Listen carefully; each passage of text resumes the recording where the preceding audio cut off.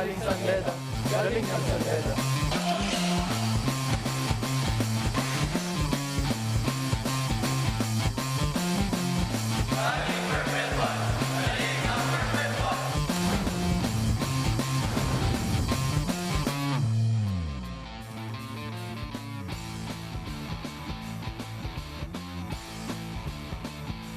And coming to you live from San Juan, it is NCAA Friday. Here on SNA, crucial games coming up because the teams that are going to play the two remaining games today, lahat po yan naglalabanan for spots in the Final Four. The CSB Blazers and the Arellano Chiefs. Medyo madrama din ang subplot nitong game na ito. We'll get to this game in a bit.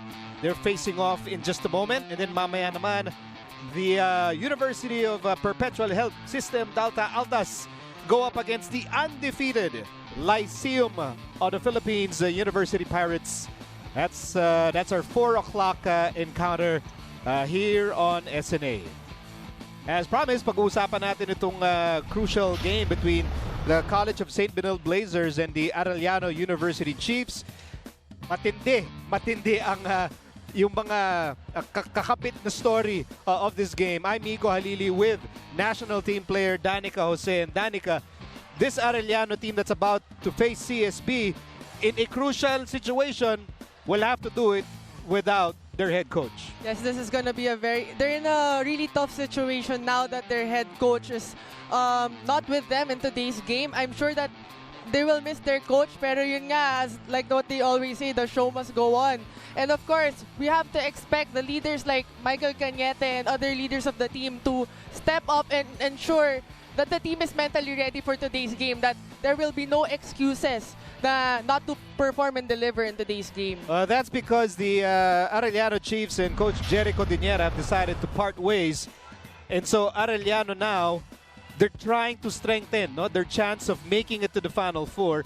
Ang mahirap nito, they're facing a team, ganun din ang gusto mangyari, the CSB Blazers. Yes, another factor that we want to consider is both teams came from a loss last Tuesday. And we want to also consider that for the College of St. Benilde to secure a Final Four spot, this game is very significant for them. And, you know, coming into today's game, I bet their mentality is they can't afford to lose. They can't afford to get beaten to a team that they've already defeated during the first round.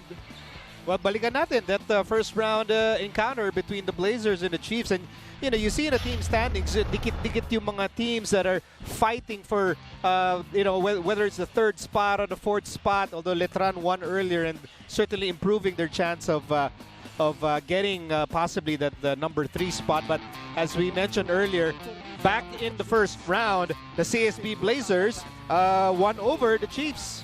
Yes, during the first round, it was a really tight game against the Blazers and the Arellano Chiefs. But we also have the leaders Michael Cañete and Justin Gutang to lead the team. And of course, with the absence of Clement Luchu, a lot of players like Yankee Haruna and Belhica played big. And they merged with a total of 17 points and 16 rebounds during that game. Well, the key players of that game, Justin Gutang, our current slam dunk champion, and very talented wingman Renz Alcoriza. Yes, for Justin Gutang, during the first round, he scored 15 points. And 10 of those 15 points came during the first quarter. He also grabbed 7 rebounds and had 3 assists. Meanwhile, for Renz Alcoriza, he was on fire during that game by scoring 14 points, grabbed 3 rebounds, and had 1 block. But of course, in today's game, we're going to have to expect the necessary adjustments that the Arellano Chiefs will have to make, given that it's a whole different system that they're going to have to play during this game. And then going back to the CSB Blazers, we already showed Justin Gutang, and of course, all eyes always on Justin Gutang. You know, he seems to be the face of this team. They look at Justin to be the go-to guy, emotional leader, and someone who always brings the intensity in every game. Yes, you know, Justin Gutang has been showing a lot of promise every game during this season. And you know, you'll expect, like what you mentioned, you'll expect him to lead the team, given na hindi lang talaga sa scoring output niya, but of course to become more vocal and to ask the team to deliver as well in today's game. So last game against Mapua Cardinals, he scored 22 points and had 9 rebounds. And of course, you'll expect him to contribute in today's game as well. So stopping Justin Gutang is not just a matter of defending him, it's also containing his tremendous energy. Kasi ano to eh, si Justin is very emotional player. And we could imagine na itong Arellano naman is going to be very emotional heading into this game because of that massive change sa kanilang coaching staff. Now the Chiefs, as you mentioned, these two teams are coming off losses, pero masakit yung talo ng Arellano. Why? Well, another factor was they were shooting really bad. They were struggling in last game. They were only shooting 18% from the field. That's 13 out of 72. And only Michael Cañete had double figures during that game. He scored 15 points. And although medyo masama rin yung field goal niya, it was 4 out of 11. But in terms of leading the team, you know, you'll expect that Michael Cañete will make sure that he'll make his presence felt in today's parang game. okay lang yung 4 out of 11 compared to the 9 out of 61 of the rest of the team. And that's the thing that they need to fix in time for today's game. Also joining our broadcast team for today is Miss Gainiel Christian. Gainiel? Hello, Miko and Danica. Well, mga kapamilya, alam ko handang-handa na kayo sa bakbakan ng Arellano Chiefs versus CSB Blazers. Pero bago yan, maki-Twitter party muna po kayo sa amin dito sa ABS-CBN Sports. Just use our official hashtag for this season. That's hashtag NCAA Season 94 and hashtag Galing NCAA. Kaya po kung meron po kayo mga photos, videos, suggestions, or questions, ay ipadala nyo lamang po yan sa amin. At kung meron din po kayo mga tweets, ay tag nyo po kami sa @ABS-CBN Sports. At kung on the go naman po kayo at hindi makapanood ng live dito sa San Juan Arena, ay pwede pa rin po yan. We got you covered. Panoorin niyo po kami sa sports.abs-cbn/livestream/NCAA o sa aming YouTube account. That's youtube.com/ABS-CBN Sports. Miko and Danica. See, you can watch Gainiel. Never mind ako. Wag na ako. You can watch Gainiel, Danica. Of course, these two teams, the Blazers and the Chiefs, lahat. On SNA, on our website, on YouTube, we've got you covered for NCAA Friday crucial games coming up. And here we go. Let's start the game between the Blazers and the Chiefs.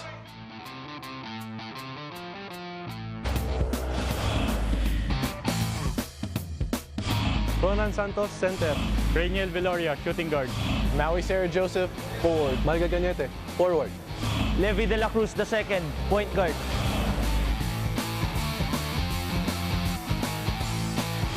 Unique Naboa, point guard. Carlo Young, shooting guard. Clement Luchu, center. Edward Dixon, forward. Justin Gutang, shooting guard.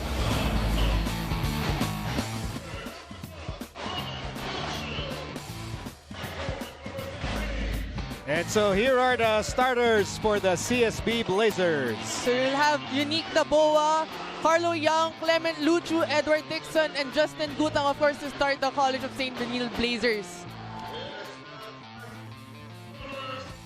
And checking out the primary protagonists for the Arellano Chiefs. For the Arellano Chiefs, we'll have Levi De La Cruz, Rainiel Viloria, Ronan Santos, Michael Cañete, and Maui Sarah Joseph to start for the Arellano Chiefs. Of course, the main matchup right there would be Michael Cañete, the ever-reliable power forward of Arellano, and of course, Justin Gutang, doon naman sa kabila for CSB. Yes, of course, you'll expect Michael Cañete, being the captain ball that he is, to lead the team and make sure that they are mentally and physically prepared in today's game.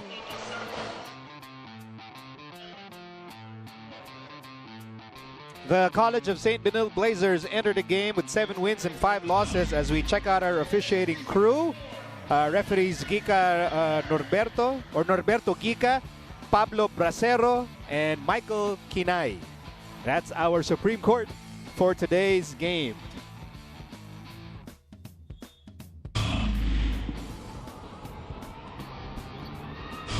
Lucho did not even jump. Sabi siguro, sige, kayo na unang possession. It's okay. This is going to be a long game. Cañete on the move. Cañete is fouled and he will take 2. Wonder if that was really his plan not to jump I don't during think the so. jump ball. Pwede yung kung mas maliit. Oo nga. Pareho silang malaki. Nayaan na lang. Michael Cañete makes the first of 2 free throws. So we introduced the new head coach of the Arellano Chiefs. Actually, he's not really new. He's a comebacking coach, Coach Junji Ablan, taking over the former position of Coach Jerry Codinera.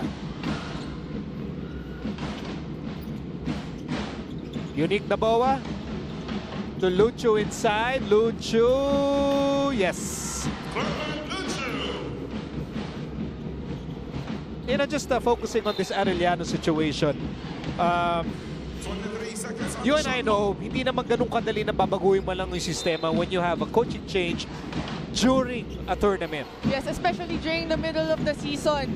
I heard from our courtside reporter, Geniel, it was their first meeting yesterday. So imagine the pressure and imagine how challenging it is for the whole team to meet their new coach coming into today's game. So they have to make a lot of adjustments in terms of the coaching system and the entire system of their style of play.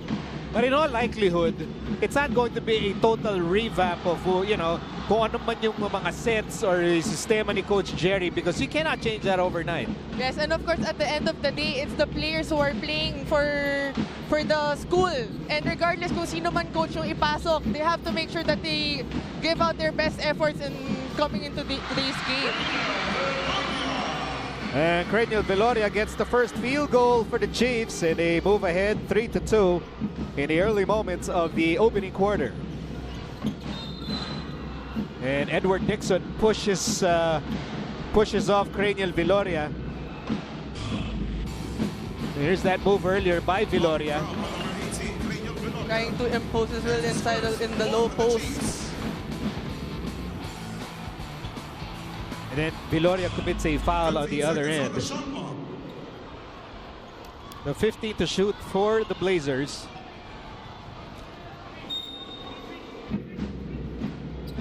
Gotang. One-hander is good.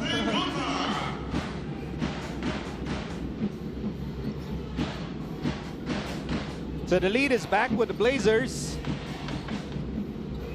Blazers showing full court press as early as the first quarter. Now is Sarah Joseph to Cañete. Cañete outside Viloria. Viloria for 3.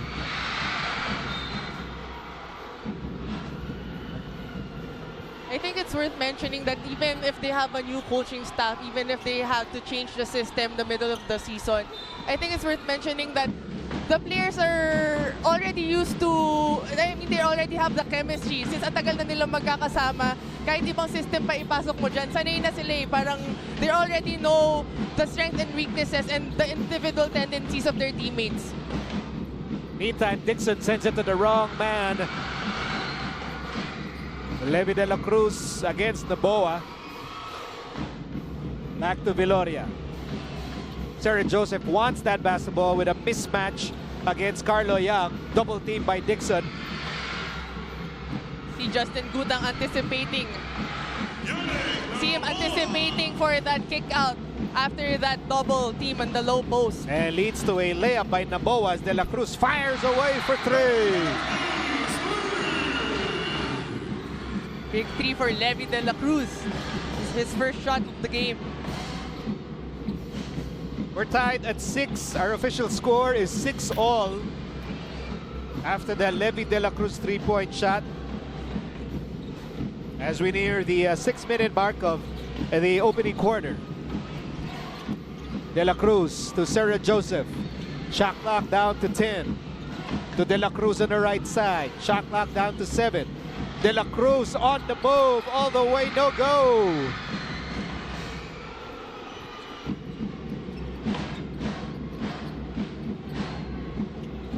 Naboa fires a 3. A rebound for Cañete. Very dangerous pass there, and leads to a turnover. Gutang, baseline. Gutang all the way. Excellent baseline drive from Justin Gutang. So long as he sees that there's no help D, he'll make sure that he'll make that easy layup. Cañete swings it to Sarah Joseph. Shot clock down to 10. Chiefs are down by 2. Viloria thought about the 3. Goes inside. Over to Cañete. Cañete always under control. Yeah, now that you mentioned, Michael Cañete is always under control, and especially inside the paint. Medyo mahirap yun, especially when you have the pressure D inside and then you had to finish na with the point blank range. As Gutang will miss, and a rebound for Sarah Joseph. See, the Arellano Chiefs are trying to control the game earlier kasi we have Levi De La Cruz making a mistake with the when he committed the turnover, so now he's trying to slow the pace down. Offensive number 18, Viloria. That's the third turnover of the Arellano Chiefs. Nevertheless, we're tied at 8 apiece with 5 and 11 remaining in the opening period. We'll be back in a moment. And we are back here on NCAA Season 94, dito lang sa SNA. On today's game, the Arellano Chiefs are much braver and much more ready to face their battle against the CSB Blazers with their new head coach, Coach Jun G. Ablan. Yup, that is right. Bago na nga ang namumuno sa koponan ng Arellano after Coach Jericho Diniera resigned on his 5-year coaching stint under Arellano. This may be a shock to all of us, including, of course, the players. But Coach Jun G. Ablan said, sobrang excited ako to coach the team at napakalaking potential daw ng koponan na ito. Dagdag pa ni Coach Junji, dream come true para sa kanya ang maging head coach ng ganitong klaseng koponan. And of course, on the other side, we still have Coach T.Y. Tang, who just came from an upset against Mapua. Kahit nga daw bago na ang coach ng kabilang koponan, and they will take this as a challenge. Sabi nga ni Coach T.Y., this is a crush or motivation sa kabilang koponan, and it's up to the players on how they will take this. Pico and Danica. Thank you very much, Gainiel. As Gutang gets the steal, Gutang on the move behind the back to Naive. Yes, sir. The Blazers already have 4 fast break points. And for the Arellano Chiefs, it's their 6th turnover in the first quarter, which means they really need to take care of the ball. Jump ball. Possession arrow to the Blazers. Here's that play earlier, our Vivo X21 perfect shot. Justin Gutang going all the way. Gutang now with 6 points to lead all scorers in the game.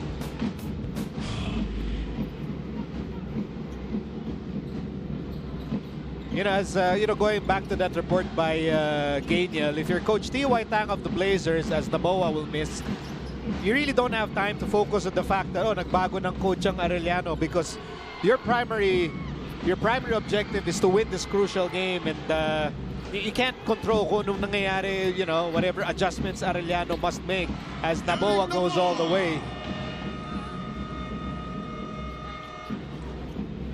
And look at the points off turnovers. Blazers with a big edge there. Blazers on top 14-8. We'll be back after this timeout.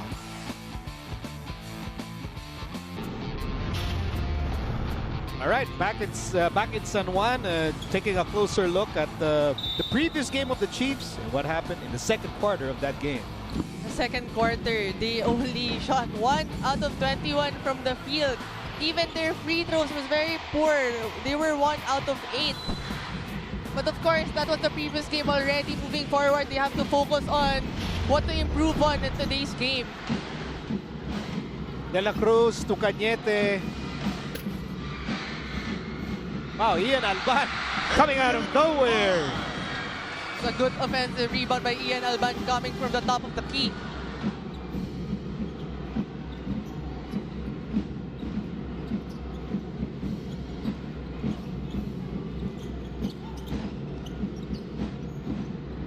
Shot clock down to 7. Pastoran.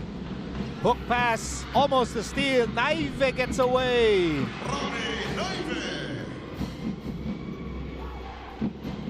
There's that pressure defense by the Blazers. Yankee Haruna hounding Alcoriza. Haruna with a steal, and Haruna with a basket. For a pressing team like the Blazers, I'm sure they wanna redeem themselves coming from their loss against Mapua. they only forced Mapua 15 turnovers, which means they didn't really do a very good job in forcing them to commit turnovers. And that's an air ball coming from Sarah Joseph. Timeout, CSB Blazers. We've got a timeout here for the Blazers. Sarah Joseph and the Chiefs trailing by 8 points with under 3 minutes left in the opening quarter.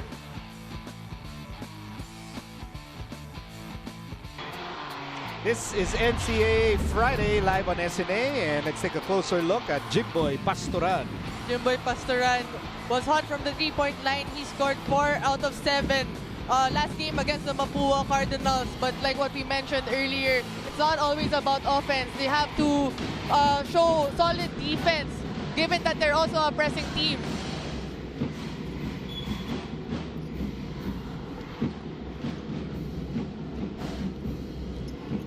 So on the court for the Blazers, Jimboy Pastoran, Yankee Haruna, Rob Naive, Justin Gutang, and Clement Luchu. Shot clock down to 10 as we approach the last 2 minutes of the opening period. Gutang goes baseline again. Justin Gutang loves that baseline drive ever since start of the first quarter. Okay, something that is worth noting, the Arellano Chiefs already using up 2 timeouts, Danica. Well, for the new head coach, it's... Oh no. And there's a furious battle for the loose ball between Jimboy Pastoran and Ian Alban, and no hard feelings for both gentlemen. Here's Alban swiping at the ball. Pastoran refusing to give up possession. And then both players land on the floor, and everything's fine. The ball will go to the Chiefs. Both players were very relentless in getting that ball. Anyway, going back to the timeout situation of the Chiefs. Well, it's worth mentioning that the coach had to use up his timeouts to either wake the players up or to make necessary adjustments, because they already have more than 5 turnovers, which is why inubos na yung timeout niya as early as the first quarter. Chiefs down by 10 points. And Cañete with a swipe. Cañete all the way.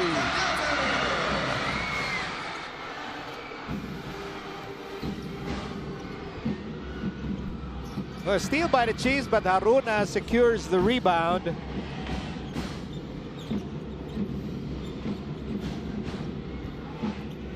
Naive drives, misses. Lucha with the rebound, and he was fouled. I think that's one of the advantages where you have a dominant big inside the paint. Even if you miss a shot, you'll make sure that he'll rebound the ball for you. That was a nice steal by Michael Cañete for the easy 2. Okay, check that. There was no foul. Last touch on the Chiefs. Pastoran. Shot clock down to 7. Prince Carlos in the ball game for the first time. Prince Carlos loses the ball. It will go to Arellano.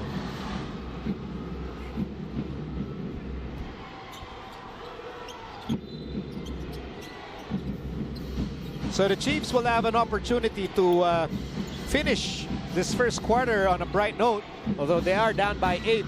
Ian Alban sidestep for 2. You'll expect Ian Alban to go for the drive if he sees an open lane. Yankee Haruna slicing through, and he will take a pair of free throws. Foul is against Ian Alban. Pushing foul on number 28, Adrian Alban. That's his first Even foul if for Justin the Gutang Chiefs. is not inside, you'll have Yankee Haruna to level the same energy as Justin Gutang.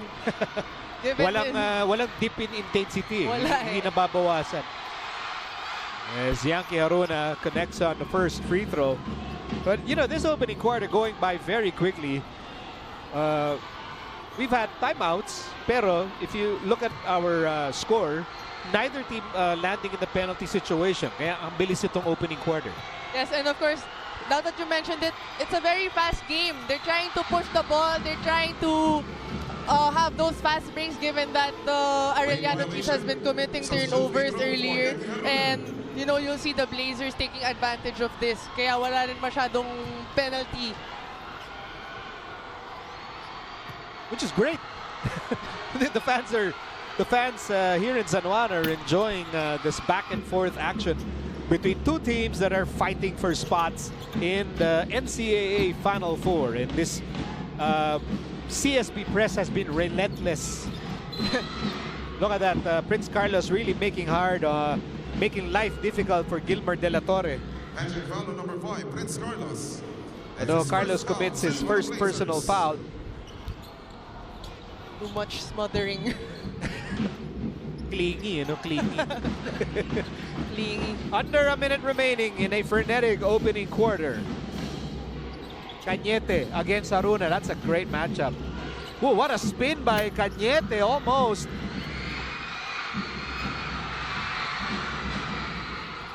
But the Blazers swiped the ball away from Daila.